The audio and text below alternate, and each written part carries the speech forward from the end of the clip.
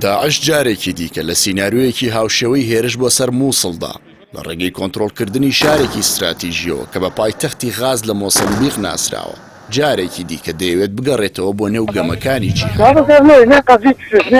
لە 24 ئاداری ڕابردوو گروپێکی 100 کەسی داعش هێرشێکی بۆ سەر شاری پاڵما لە باکووری ڕۆژهەڵاتی مۆزەمبیق ئەنجامدا و دوای 4 ڕۆژ بە کوشتنی 55 کەس لە هێزە ئەمنیەکان شارەکەی کۆنتڕۆڵ کرد.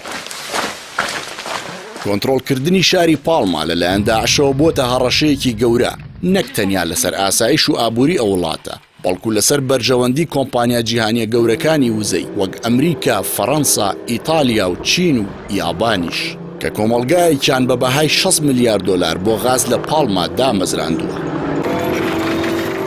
لە هێرشی چەکدارەکانی داعشدا جگە لە کوژرانی ئەندامانی هێزە ئەمنیەکان دەیان هاوڵاتی مەدەنی و بیانیش کوژراون. نەتەوە یەکگرتوەکانیش ڕایگەیاندووە لە کۆی 75,000 هاوڵاتی پاڵما نزیکەی 9150 کەسیان ئاوارە بوون و کە بەشێکی بەهۆی تیونێتی و برسێتیەوە گیانیان لەدەستداوە. بەمە ژمارەی ئاوارەکانی ئەو وڵاتە بەهۆی توندوتیژە چەکدارەکانەوە لە ساڵی 2017ەوە گەیشتۆتە 70,000 کەس و نزیکەی 2600 کەسیش کوژراون.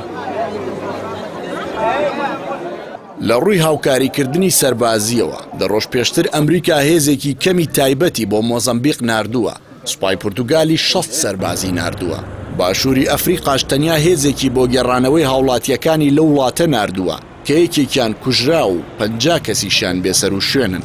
ئەمە لە کاتێکدایە ئەو کرێکارانە کار بۆ کۆمپانیایەکی فەڕەنسی تۆتاڵ دەکەن لە بواری غازدا.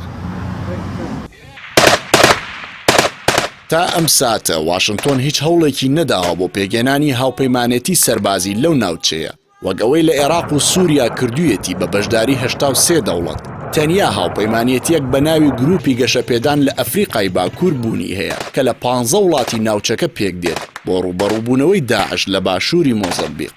فەڕەنساش تا ئێستا تەنیا چاودێری بارودۆخەکە دەکات وێڕای ئەوەی کۆمپانیایەکی لە پاڵما کار دەکات بە ناوی تۆتاڵ بە بەهای 23 ملیارد دلار.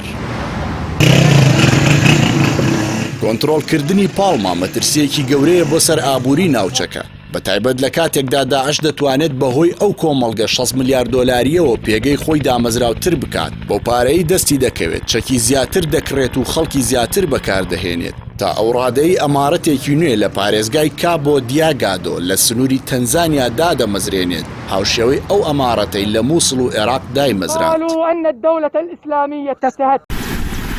لە ئێستاشدا سوپای مۆزەمبیق کە خاوەنی 11,200 چەکدارە و لە پلەی 170هەمین سوپای جیهاندایە دەستەوسانە لە بەرامبەر چەکدارانی ویلایەتی داعش لە ناوەڕاستی ئەفریقا کە نزیکەی 800 کەس دەبن و درێژکراوەی ئەنسار و سونە یاخود سوپای لاوانە کە لە ساڵی 2017 دامەزراون و لە ساڵی 2019شەوە بە فەڕمی چوونەتە نێو ڕیزەکانی داعشەوە.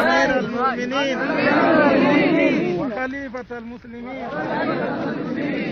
السيف